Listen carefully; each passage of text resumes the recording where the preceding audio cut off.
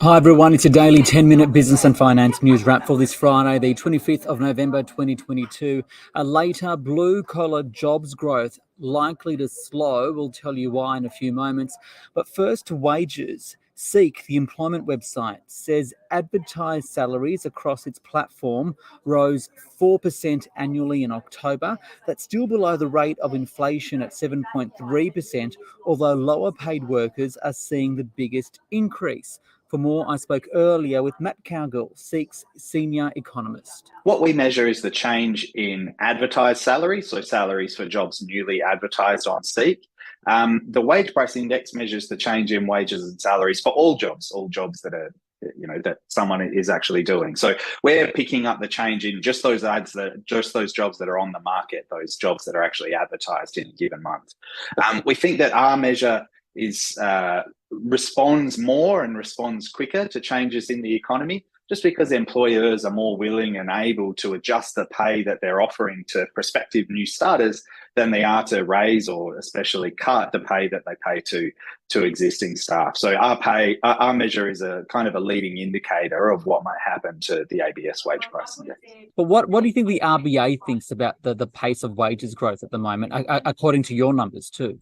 Yeah, so the governor of the Reserve Bank gave a speech the other day where he said that current wages growth is consistent with their inflation target, meaning he doesn't have any worries about the current pace of wages growth, at least as measured by the ABS wage price index. I think broadly speaking, our measure is also consistent with the inflation target. You think about the RBA wants, in the long run, wages to grow at roughly 2.5%. That's kind of the middle of its inflation target, plus productivity growth. And productivity growth on average is probably going to be somewhere in the 1 to 1.5% per annum range, which means that wages growth somewhere in that kind of mid threes, maybe up to 4% range is consistent with the Reserve Bank's target. We're seeing advertised salary growth at 4%. I don't think that would give the bank any great concerns. If it did shoot up significantly faster than that, that might be a cause for concern as far as the inflation outlook goes. Run us through, though, according to your index, where the biggest growth in salaries are being seen. We've seen, on average, that the lowest paid jobs have seen the biggest rise in advertised salaries over the last year. So it's kind of the bottom end of the labour market that has been booming the most and has experienced the biggest rise in advertised salaries. When we divide jobs on SEEK into kind of 5 salary bands, 5 groups, it's the lowest fifth of jobs. They saw their advertised salaries grow by 4.8% on average in the year to October, compared to 4% overall, so growing most at the bottom end. Part of that is about the Fair Work Commission decision that took effect from a few months ago.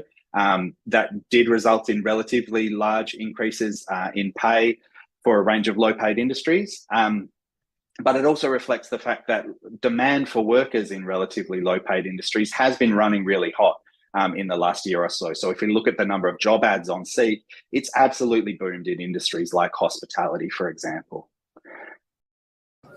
That's Matt Cowgill there from SEEK. Now, some of those numbers he's referring to, trades and services, that industry saw the best increase in advertised salaries on the SEEK website, up 6.2% in October annually, followed by administration and office and support. But it seems like some of those blue-collar jobs may start to see a bit of a slowdown in growth after a record-breaking 2022 financial year. White-collar jobs growth will moderate, but blue-collar jobs will slow even more. That's according to Deloitte Access Economics. For more, I spoke with its partner, David Rumbens. David, how would you describe the state of the labour market? Look, the labour market is still very strong at the moment. We've got 3.4% unemployment, a record low in the modern era. We've got a lot of job vacancies, still nearly as many as there are unemployed people. So it's still tight. A lot of businesses are seeking workers, but the growth in employment has slowed down. So we are approaching a turning point. Only 30,000 jobs additional in the past 4 months compared with 150,000 the 4 months prior. So that slowdown, what kind of jobs are being affected the most and why? Look, we're starting to see it's affecting blue-collar jobs at first. So in construction, manufacturing, transport, that's the areas that's starting to slow and we think will perhaps slow down to next to zero job growth over the next year. So areas like resi construction, it's been supply constrained. It hasn't been able to get additional workers. It's moving into a phase where it might be demand constrained because we can see building approvals are turning down, new residential loans are turning down. So that blue collar workforce, there's some weakness. The other area is the credit sensitive parts of the economy in the white collar workforce. So finance and insurance might be the most affected in the short term. So what does that mean for the economy? Because I guess what you're saying, it's not necessarily that there's not the availability of workers. It's just that the economy may be slowing down. So the demand for those kind of blue collar work isn't there. Is that right? Yeah, look, we're going from supply constraints to in some cases, having some problems with demand. So we can think of the demand for jobs almost as a symptom of what's happening in the broader economy. If you lift interest rates 7 times in a row, you will have an effect. So some businesses will not hire when they otherwise would have. Some people will not spend when they otherwise would have. So it's really a symptom of those rate rises, and the slowing global economy means that in some cases there won't be as strong demand for labour as there has been. Where do you see the unemployment rate going, and how will that impact the direction of interest rates? Okay, look, the unemployment rate is likely to head up. We would expect this time next year would be above 4%, in the low 4s. That's still historically pretty low, but it's consistent with an environment where we're getting slower jobs growth. So jobs growth probably won't be sufficient to stop the unemployment rate moving up. Now, if it gets to around 4%, that's probably consistent with the Reserve Bank's action where it's looking to slow the economy, get on top of inflation without crashing the economy completely.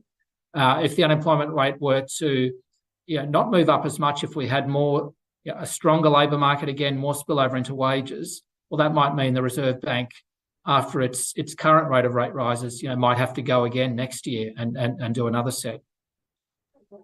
What about the overseas migration story? We're still waiting to see a significant return. How will that impact the jobs market? Look, it's going to be important, particularly in skill shortages in certain areas. So even though we're getting slower employment growth, we've still got shortages in areas that are really hard to fill. And that's still going to be true in 12 months. And even if we get a decent amount of migration, that migration is the best chance to fill a number of those skill shortages in time. In some sectors, it's not even skilled workers, it's unskilled workers or less skilled workers in areas like agriculture, retail, hospitality, that where a migrant or student or backpacker workforce has been important. So getting those cohorts back into the country will be important to fill gaps in a lot of sectors. That was David Rumbens there from Deloitte Access Economics. Now to the Australian share market, which rose. There wasn't a lot of activity because of the public holiday in the US, the Thanksgiving Day public holiday. The 200 up 0.2%, 7,259. For more, I spoke earlier with Jamie Hanna from VanEck. Jamie, with the US closed overnight, what drove shares today and where did we see the biggest movements? Yes, well, generally when the US is closed, the turnover on the Australian market's considerably less, and that plays out through a lot of Asia as well. Today, we're seeing banks and the property sector up a little bit today. They're not big gains by any means, and they're partly offset by some falls in lithium stocks.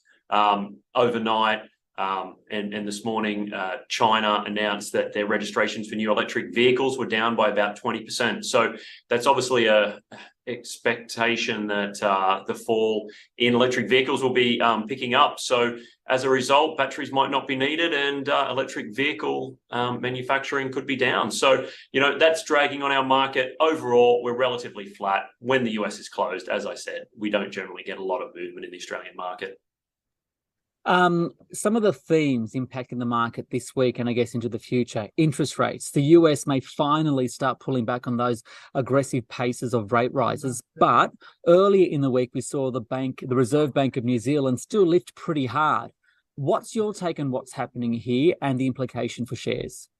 Yeah, so, first of all, there is talk in the US. Certainly certain members of the Fed are talking down a 75 basis point rate rise. I would probably expect the market at the moment is pricing in about 0.5%. So assuming, they raise by 0.5%, the market will stay relatively steady. That said, in Australia as well, there's certainly going to be further rate rises in early December. We're not on top of inflation at the moment, so we would expect at least 0.25% in Australia. Talking about New Zealand, though, they obviously raised by 0.75%, but they actually have 3 months until their next meeting, which is on the 22nd of February. So with a 3-month lag, they have got a bit of extra time. So they thought they'd obviously raise by a bigger amount. In Australia and the US, we only have a 2-month wait between our meetings. So I would expect that, assuming that we hit, 0.5% in the US and 0.25% in Australia, the markets will continue as they are at the moment. That's right, because the Reserve Bank meets in a couple of weeks and then takes a break in January. I guess the other macro theme is China. 1 minute the market is optimistic about its reopening, then there are more COVID cases and restrictions. How's this playing out on the market? Yes, look, China's a bit of a story of 2 steps forward, 1 step back at the moment. At the start of the month, China was up. Now it's pulled back. It's really a matter of lockdowns affecting the country. At the moment, it's about 50% of the country by GDP is in some form of lockdown, either medium or high risk lockdowns. So it's impacting the economy and it's impacting the underlying share market. So we look at the broader Chinese market for the year, it's down about 25%.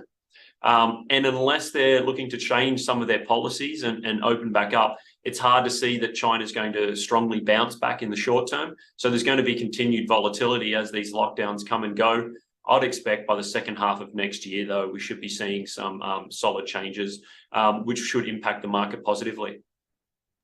With a lack of local news and economic data, I guess we're looking to one thing that's really all over the place, and that's a Black Friday sales.